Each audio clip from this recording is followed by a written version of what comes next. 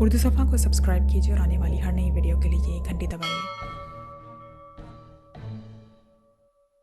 इस महल को काले जादू का मरकज़ इसलिए भी कहा जाता था कि उसके नीचे एक खुफिया तहखाने में एक छोटी सी मूर्ति मौजूद थी, जो किसी इंतहाई मकरू करीह चमगादड़ नुमा मखलूक की थी, जो सिया रंग की किसी खुसूसी लकड़ी के बॉक्स में बंद मौजूद थी। इस मूर्ति को कलजुग कहा जाता था और यह कहा जाता था कि जब तक इस कलजुग को तबाह न कर दिया जाए, इस वक्त तक दुनिया से काले जादू का जोर नहीं तोड़ा जा सकता। इस कलयुग की हिफाजत भी लाखों शैतानी ताकतों के जिम्मा थी और यही वजह थी कि यहाँ आने वाला कोई इंसान जिंदा बच कर ना जा सकता था। और वीरान महल के अकबी हिस्से से कुछ फासले पर एक छोटा सा हिल था जिसमें कलयुग का मुहाफिज कजलो महाराज रहता था। इसके आबाओ अजदाद इस महल में रहकर कलयुग की हिफाजत करते चले आ रहे थे। कजलो महाराज एक लक़ब था और वो इस खानदान के इकलौते बेटे को इस वक्त दिया जाता था जब वो बड़ा हो जाता था।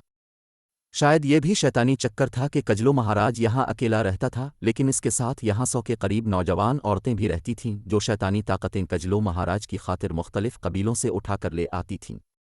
और ये नौजवान औरतें यहाँ आने के बाद अपने आप को और अपने कबीले सबको भूल जाती थीं और सिर्फ कजलो महाराज की खिदमत में लग जाती थीं। फिर कजलो महाराज का जब बेटा पैदा होता था तो बेटे की पैदाइश के बाद इसकी माँ को हलाक कर दिया जाता था, जबकि इसकी परवरिश दूसरी औरतें करती रहती थीं। जब वो बड़ा हो जाता तो बूढ़े कजलो महाराज को 2 औरतें मिलकर हलाक कर दिया करती थीं और उसके साथ ही वो सब औरतें शैतानी ताकतों के हाथों हलाक हो जाती थीं। इसके बाद नौजवान कजलो महाराज की ताजपोशी होती थी और उसके लिए नई औरतें लाई जाती थीं। इस तरह ये चक्कर मुसलसल न जाने कितने तवील अरसे से चला आ रहा था, लेकिन कजलो महाराज को इस महल से बाहर जाने की इजाज़त दी थी। अलबत्ता वो साल में एक बार चौरास महल के इस तहखाने में ले जाया जाता था जहाँ सिया रंग की लकड़ी के बॉक्स में कलजुग मौजूद था। इसे कलजुग दिखाया जाता और फिर शैतानी ताकतें जो कलजुग की हिफाजत पर मामूर होती थीं इसके सामने सजदा करके इसको आका तस्लीम कर लेती थीं और कजलो महाराज वापस अपने महल चला जाता था। कजलो महाराज की रहनुमाई के लिए एक शैतानी ताकत मुकर्रर थी जिसका नाम कारविश था और वो एक बूढ़े आदमी के रूप में कजलो महाराज से मिलने आता था। जब भी कजलो महाराज उसे तलब करता तो वो उसकी खिदमत में पहुंच जाता था। उस वक्त कजलो महाराज अपने खुसूसी कमरे में बैठा हुआ था, जबकि इसके सामने 4 खूबसूरत मकामी औरतें नाच रही थीं और 2 लड़कियां उसके दाएं बाएं जड़ी बैठी थीं कि अचानक बाहर से ऐसी आवाज़ सुनाई दी जैसे लड़बिगड़ मकरू अंदाज में चीखता हो। तो कजलो महाराज चौंक पड़े। जाओ तुम, ये कारविश की आवाज़ है, कजलो महाराज ने तेज़ लहजे में कहा। तो सब लड़कियां सामने वाले दरवाजे में गायब हो गईं। आ जाओ कारविश, कजलो महाराज ने ऊंची आवाज में कहा। तो साइड पर मौजूद एक दरवाज़ा खुला और एक बूढ़ा आदमी जिसने सिया रंग का लिबास पहना हुआ था अंदर दाखिल हुआ।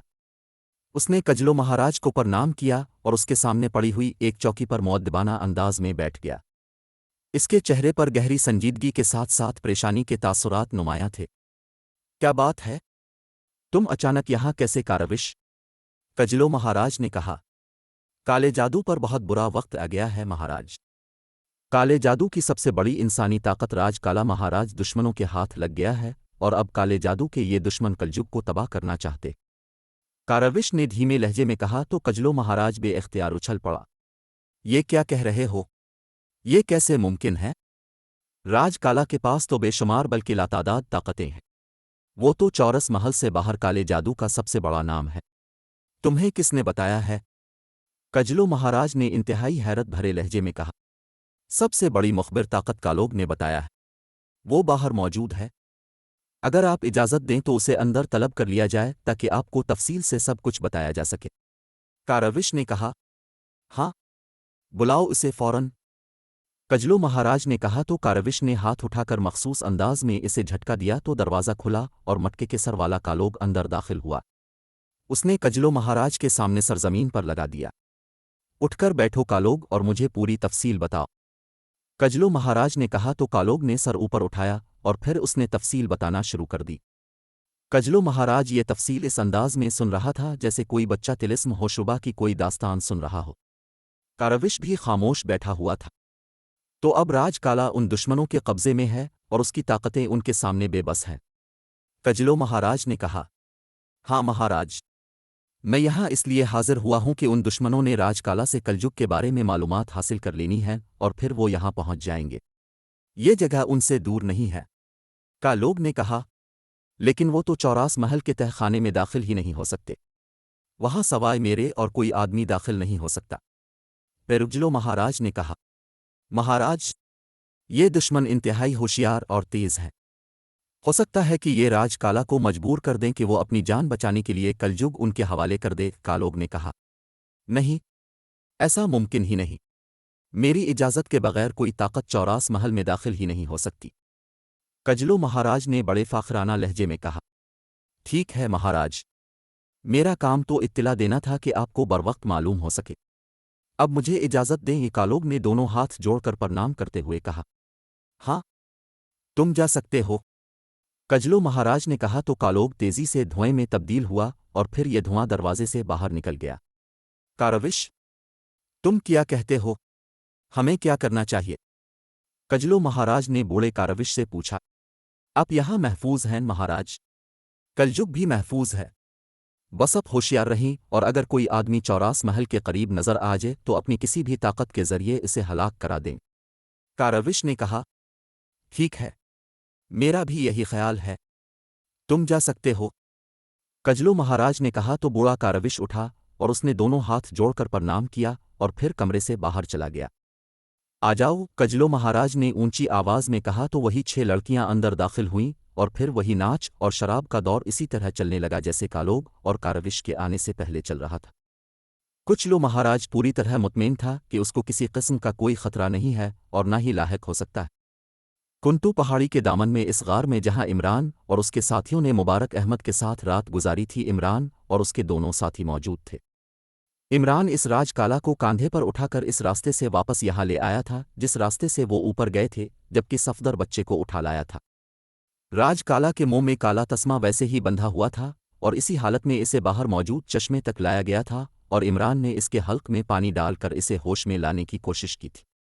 और जब इसके जिस्म में हरकत के आसार नमूदार होने शुरू हो गए तो इमरान उसे उठाकर गार में ले आया था और उसने इसे 2 दीवारों के दरमियान कोने में इस तरह बिठा दिया था कि 2 साइडों में गिर ना सके।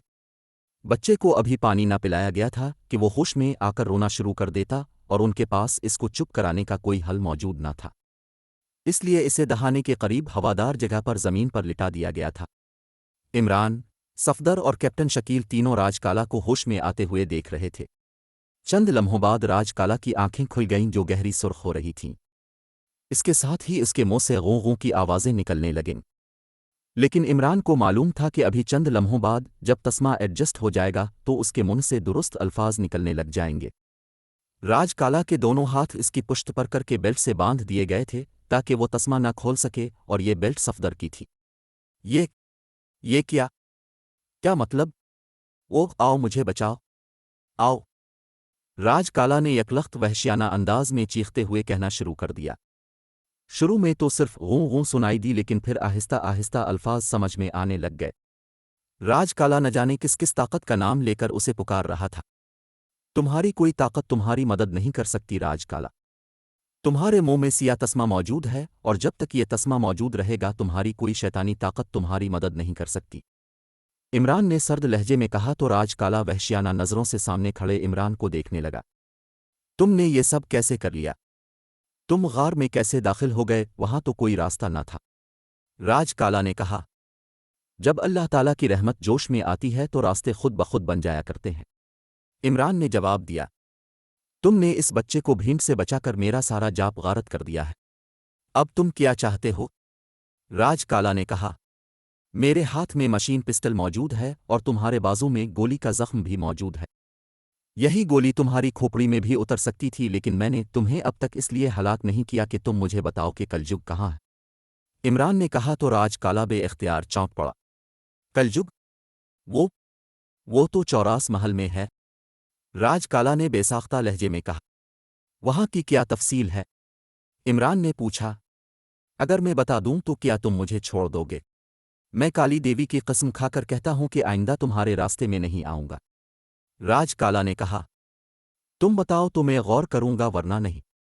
इमरान ने कहा तो राजकाला ने चौरास महल के तहखाने में सिया लकड़ी के बॉक्स में मौजूद शैतानी मूर्ति की मौजूदगी और फिर इस चौरास महल की हिफाजत पर मामूर शैतानी कुव्वतों के साथ साथ साइड पर मौजूद बड़े टनल और कजलो महाराज की मौजूदगी और उसके बारे में तमाम तफसील बता दी। जब शैतानी ताकतें इसकी हिफाजत कर रही हैं तो फिर उस कजलो महाराज को इस अंदाज में रखने का क्या फ़ायदा है? इमरान ने कहा, शैतान का ख्याल है कि इंसान शैतानी ताकतों से ज़्यादा ज़हीन होता है। राज काला ने कहा, इस कलजुग को कैसे इस तहखाने से बाहर निकाला जा सकता है? इमरान ने पूछा, उसका कोई तरीक़ा नहीं है और ना ही कोई ऐसा कर सकता है और बस। राज काला ने जवाब दिया, वो इंसानी बच्चा तुमने कहाँ से उठाया था? इमरान ने पूछा, से माधु ले आया था, विष्णु कबीले से। राज काला ने जवाब दिया, कहाँ आबाद है ये विष्णु कबीला? इमरान ने पूछा, उन्हीं पहाड़ियों में रहता है, लेकिन तुम वहां तक नहीं पहुंच सकोगे। राज काला ने कहा, तुम बताओ तो सही। इमरान ने कहा तो राज काला ने तफसील बताना शुरू कर दी। गोस ने बड़ी लंबी चौड़ी तफसील बताई थी, लेकिन इमरान समझता था कि वो यहां से काफी करीब रहता है। ठीक है, तुम तो निकलो, हम खुद ही इस कलजुग को तबाह कर देंगे। तुम जालिम और सफाक आदमी हो, मासूम बच्चों के गिले काटकर उनका खून पीते हो। तुम्हें जिंदा रहने का कोई हक नहीं है। इमरान ने यकलख्त गुर्राते हुए कहा, और फिर इससे पहले कि राज काला कुछ कहता, इमरान ने हाथ में मौजूद मशीन पिस्टल का रुख राज काला की तरफ करके ट्रिगर दबा दिया, और उसके साथ ही न सिर्फ राज काला के मुंह से चीख निकल गई, बल्कि गार के बाहर से भी रोने पीटने की आवाज़ें सुनाई देने लगीं। लेकिन जैसे ही राज काला की आंखें बेनूर हुईं, वो आवाज़ में यकलख्त खामोश हो गईं। अब इस बच्चे को उठाओ, पहले हम उसे इसके माँ बाप के हवाले कर दें, फिर इस कलजुग के बारे में काम करेंगे। इमरान ने कहा, पहले इसे यहाँ पानी पिला दी, शायद आगे पानी ना मिले। सफदर ने कहा तो इमरान ने इस बात में सर हिला दिया, और फिर बच्चे को पानी पिलाया गया तो वो होश में आकर एक बार फिर रोने लगा, लेकिन सफदर इसे कांधे पर डाले थपथपाता हुआ आगे बढ़ता चला गया। इस तरह थपकने से बच्चा खामोश हो गया तो सफदर ने इत्मीनान का सांस लिया, क्योंकि बच्चे के मुसलसल रोने की वजह से वो सख्त परेशान हो रहा था। लगता है तुम्हें बच्चे बहलाने का तरीका आता है। चिल्लू, बच्चों की माँ को तो फ़ायदा होगा। इमरान ने कहा तो सफदर और कैप्टन शकील दोनों बेइख्तियार हंस पड़े, और फिर इसी तरह बातें करते हुए वो तकरीबन 1 घंटे बाद पहाड़ियों के दरमियान वादी में बने हुए गांव तक पहुंच गए। दूर दूर तक लकड़ी के टेमरई मकानात बने हुए थे। उन्हें गांव की तरफ आते देखकर कई लोग मकानों से बाहर आ गए। इसी लम्हे बच्चे ने फिर रोना शुरू कर दिया, और फिर इमरान और उसके साथियों ने एक औरत को बेतहाशा अंदाज में दौड़कर अपनी तरफ आते हुए देखा। इसके पीछे एक मर्द भी था। मेरा बच्चा, मेरा बच्चा, मेरा दिल लिसलो, इस औरत ने चीखते हुए कहा तो इमरान समझ गया कि ये इस मासूम बच्चे की माँ है, और फिर सफदर ने जब बच्चा इस औरत के हवाले किया तो इस औरत की गोद में जाते ही बच्चा खामोश हो गया। तुम्हारा शुक्रिया, तुमने मुझे मेरा बच्चा ला दिया। मैं तुम्हें कुछ नहीं दे सकती, लेकिन देवता तुम्हें इसकी जज़ा देगा, इस औरत ने कहा, और फिर बच्चे को लिए वापस मुड़ गई। अल्लाह ताला का शुक्र है कि बच्चा अपने वालिदैन के पास पहुंच गया। अब हमें इस चौरास महल का रुख करना है। इमरान ने सफदर और कैप्टन शकील से मुखातिब होकर कहा तो उन दोनों ने इस बात में सर हिला दिए, और फिर वो तीनों मुड़े ही थे कि एक चीखती हुई मर्दाना आवाज़ सुनाई दी, रुक जाओ लोगों, मैं गांव का पुजारी हूं मुखदास। कोई बाकायदा अपना तारुफ करा रहा था। इमरान और उसके साथी मुड़े तो सामने एक बूढ़ा आदमी हाथ में लाठी लिए काफ़ी तेज़ी से इनकी तरफ बढ़ा चला आ रहा था। प्रणाम हो उन पर जो दूसरों पर रहम करते हैं। तुमने हमारे गांव के बच्चे दिल्लिसलों को बचाकर हमारे पूरे गांव पर एहसान किया है, और मुझे मालूम है कि तुमने किस तरह काली ताकतों से लड़ाई लड़ी है। पुजारी दास ने उनके करीब आकर कहा, अगर तुम्हें यह मालूम था तो क्या तुम इस मासूम बच्चे को नहीं बचा सकते थे? इमरान ने कदरे गुसीले लहजे में कहा, तुम्हारा गुस्सा बजा है अजनबी, लेकिन यह शैतानी कुव्वतें मेरे बस से बाहर थीं, और मुझे बता दिया गया था कि बच्चा सही सलामत वापस पहुंच जाएगा। आओ मेरे साथ मेरी झोंपड़ी में, तुम्हारे साथ खास बात करनी है। इसमें तुम्हारा ही फायदा है। हम तुम्हारे एहसान का बदला चुकाना चाहते हैं। पुजारी मुखदास ने कहा, हमने एक इंसानी जान बचाकर कोई एहसान नहीं किया, ये हमारा फर्ज था। अभी हमने बहुत दूर जाना है, इसलिए हमें इजाज़त दो। इमरान ने कहा, मुझे मालूम है कि तुम चौरास महल जाना चाहते हो कलजुग को तबाह करने के लिए, लेकिन तुम्हारा वहां जाना बेकार रहेगा, क्योंकि इस तहखाने का रास्ता साल में एक बार खिलता है। अलबत्ता तुम्हारा ये काम मैं कर सकता हूं। पुजारी मुखदास ने कहा तो इमरान और उसके साथी बेइख्तियार चौंक पड़े। क्या मतलब किया तुम कलजुग को वहां से निकाल कर यहां ला सकते हो? इमरान ने कहा, ये बात नहीं है, लेकिन मैं तुम्हें वो रास्ता बता सकता हूं कि तुम इस तहखाने में दाखिल हो सको। लेकिन इससे पहले तुम्हें चौरास महल के करीब मौजूद दूसरे महल में रहने वाले कजलो महाराज का खात्मा करना होगा। और उसका खात्मा एक ऐसी चीज़ से हो सकता है जो मेरे पास मौजूद है, और मैं तुम्हारा एहसान वाकई उतारना चाहता हूँ। आओ मेरे साथ। पुजारी मुखदास ने कहा, और फिर वो इमरान और उसके साथियों को साथ लेकर अपनी झोंपड़ी में आ गया। उसने लकड़ी के एक पुराने से संदूक को, जो एक कोने में पड़ा था, खोला, और संदूक में से इसने किसी जानवर की खाल का तहशदा टुकड़ा निकाला और फिर उसे इमरान और उसके साथियों के सामने ज़मीन पर बिछा दिया। इस खाल पर नक्शा बना हुआ था।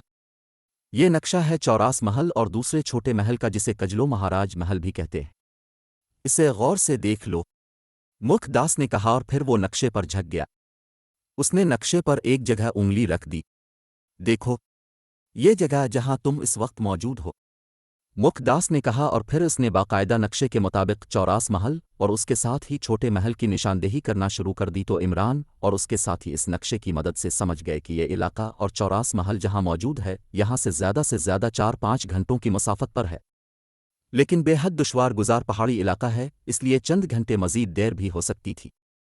मुखदास ने खाल के इस बड़े टुकड़े को तह करके उसे वापस संदूक में रख दिया, और फिर खाल का एक और बड़ा टुकड़ा उठाकर उसने इमरान और उसके साथियों के सामने रख दिया।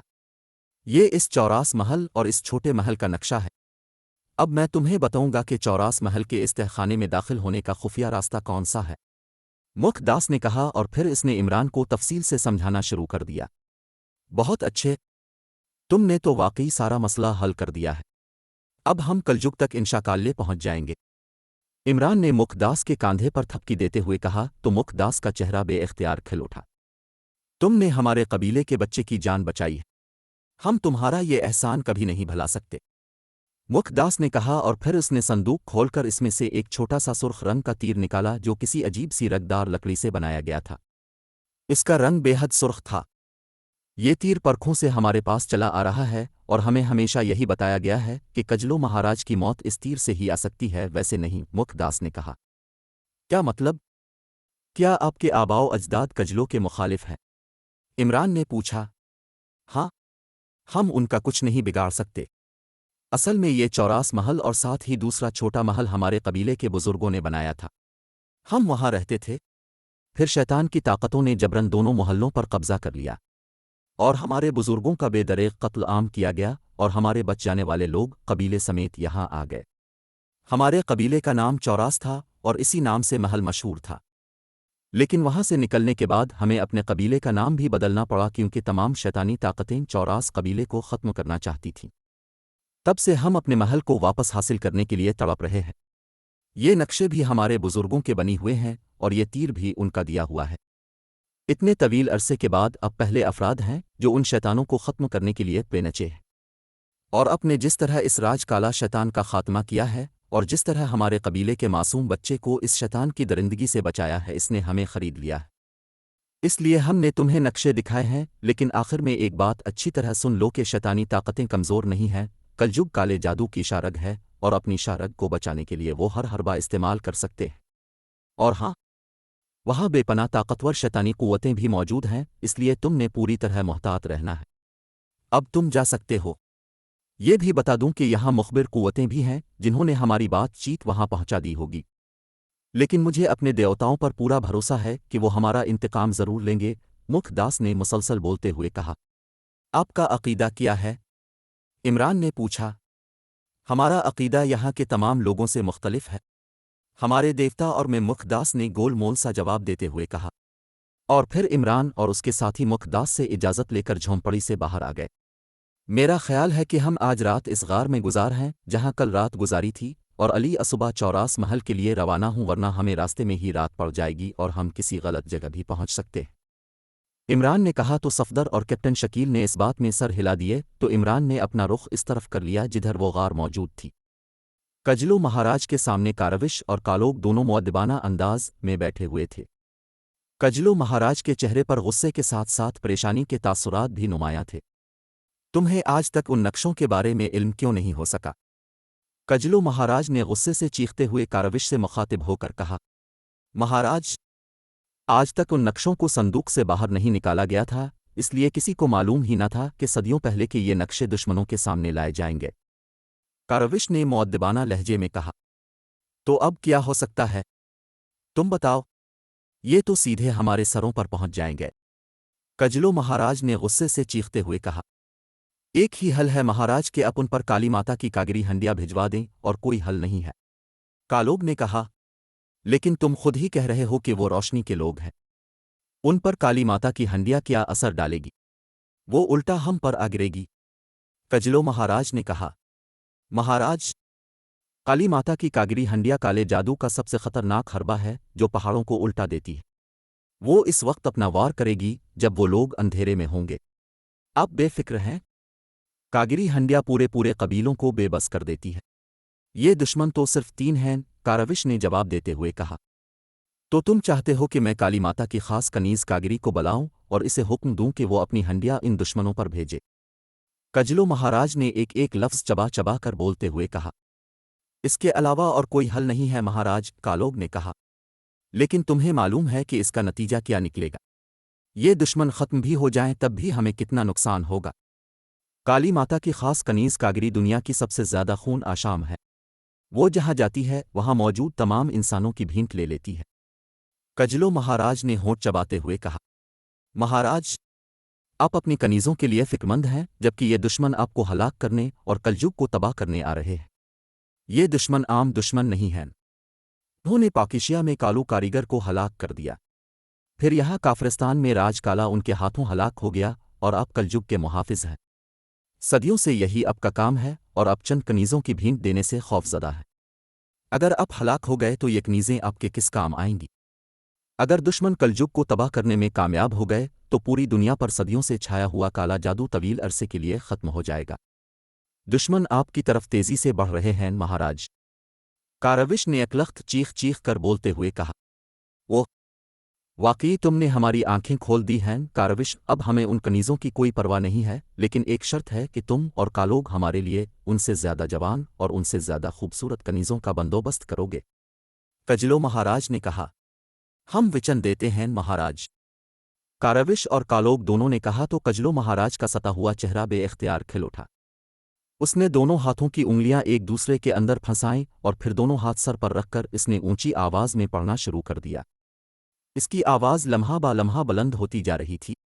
फिर अचानक दूर से खौफनाक धमाकों की आवाज़ें सुनाई देने लगीं तो कारविश और कालोग दोनों उठकर तेज़ी से कमरे की अकबी दीवार से लगकर बैठ गए। धमाकों की आवाज़ में करीब आती चली गईं और फिर यकलख्त कमरे में एक नौजवान औरत दाखिल हुई।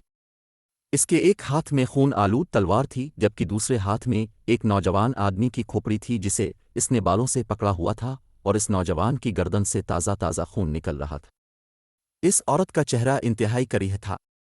उसका मुंह खून से लिथड़ा हुआ था। उसने अंदर दाखिल होकर खोपड़ी को एक तरफ फेंका और फिर कजलो महाराज के सामने झक गई। कागिरी हाजिर है महाराज। क्या हुक्म है महाराज? इस औरत ने चीखते हुए लहजे में कहा। हमारे पाकिशियाई दुश्मन जिनकी तादाद 3 है कलयुग को फना करने और हमें हलाक करने के लिए चौरास महल और हमारे महल की तरफ बढ़ रहे हैं। तुम उन पर हंडिया भिजवा दो, उन्हें हलाक कर दो। कजलो महाराज ने तहकुमाना लहजे में कहा। उसने अब हाथ सर से हटाकर अपने घुटनों पर रख लिए थे। मुझे देखने दो महाराज कि ये दुश्मन कौन है, कागिरी ने कहा और उसके साथ ही इसने आंखें बंद कर लीं। थोड़ी देर बाद इसने आंखें खोल दें। महाराज, ये रोशनी के आदमी हैं इसलिए ये मेरी हंडिया से बराह रास्त हलाक नहीं हो सकते। अलबत्ता ये घंटों बेहिस्सो हरकत और मफलूज हालत में पड़े रहेंगे। इस दौरान तुम किसी इंसान को वहां भेजकर उनका खात्मा करा सकते हो। अगर तुम्हें मंजूर हो तो मैं हांडी की मजीद शराइत पेश करूं। कागिरी ने कहा। हम किस इंसान को वहां भेजेंगे? कजलो महाराज ने परेशान होते हुए कहा। महाराज, आप खुद जाकर बेहोश, बेबस और मफलूज 3 इंसानों का खात्मा कर सकते हैं। हम आपके साथ होंगे, कारविश ने वहीं बैठे बैठे कहा। हाँ ठीक है, कजलो महाराज ऐसा कर सकता है। बोलो, क्या शराइत हैं तुम्हारी? कजलो महाराज ने कहा। तुम्हारे महल में मौजूद तमाम कनीज़ों की भींट देना होगी तुम्हें। कागिरी ने कहा। मुझे मंजूर है। और कुछ? कजलो महाराज ने कहा। तो मैं पहले भींट ले लूं फिर आती हूं, कागिरी ने मसरत भरे लहजे में कहा और उसके साथ ही वो तेजी से दौड़ती हुई कमरे से बाहर चली गई तो कजलो महाराज के चेहरे पर गम के तासुरात उभरे। शायद उन्हें अपनी कनीज़ों से बेहद उनसियत थी और उनकी भींट के तसव्वुर ने ही इसे गमज़दा कर दिया था। चंद लम्हों बाद महल में हर तरफ से निस्वानी चीखों, रोने पीटने और सिसकियों और आहें भरने की आवाज़ें सुनाई देने लगीं तो कजलो महाराज ने बेइख्तियार सर झुका लिया। आहिस्ता आहिस्ता ये आवाज़ में मद्धम होते होते ख़त्म हो गई और फिर काफ़ी देर तक खामोशी छाई रहने के बाद कमरे का दरवाज़ा खुला और कागरी अंदर दाखिल हुई। उसका चेहरा बुरी तरह चमक रहा था और आंखों में तेज़ चमक थी। महाराज, मैंने भींट ले ली है। अब मैं हंडिया तैयार करती हूँ। कागिरी ने कहा, हम इन दुश्मनों के खात्मे के लिए तुम्हें भींट देने पर मजबूर हो गए थे, लेकिन अब तुम्हें हमारे दुश्मनों का खात्मा करना होगा। कजलो महाराज ने तेज़ लहजे में कहा, वो बेबस और मफलूज हो जाएंगे। इसके बाद उनको हलाक करना आपका काम होगा। कागिरी ने कहा, ठीक है, हमें मंजूर है, लेकिन हंडिया इस अंदाज में तैयार करो कि वो खता ना हो सके। कजलो महाराज ने कहा, ऐसा ही होगा महाराज। कागिरी हंडिया सदियों से आज तक कभी खता नहीं हुई। कागिरी ने कहा और उसके साथ ही इसने दोनों हाथों से ताली बजाई तो एक छोटे कद और एक लंबे कद के 2 आदम नमूदार हो गए और कागिरी के सामने झक गए। हुक्म कागिरी। पहले इस छोटे कद के आदमी ने कहा और फिर लंबे कद के आदमी ने कहा, मैं कागिरी हंडिया तैयार कराना चाहती हूँ। जल्दी तैयार करो उसे, कागिरी ने तहक्कुमाना लहजे में कहा। हुक्म की तामील होगी। छोटे और लंबे कद वाले दोनों आदमियों ने कहा और फिर इन दोनों ने अजीब अंदाज में उछलना शुरू कर दिया। इसके साथ ही इन दोनों के गिर्द सिया रंग का धुआं फैलता चला गया और फिर यह धुआं इस कदर गहरा हो गया कि वो दोनों इसमें छप गए। कुछ देर बाद जब धुआं छटा तो वहां वो दोनों आदमी मौजूद न थे, बल्कि उनकी जगह सिया रंग की एक बड़ी सी हंडिया मौजूद थी, जिसमें से तेज़ और इंतहाई नागवार बदबू निकल रही थी।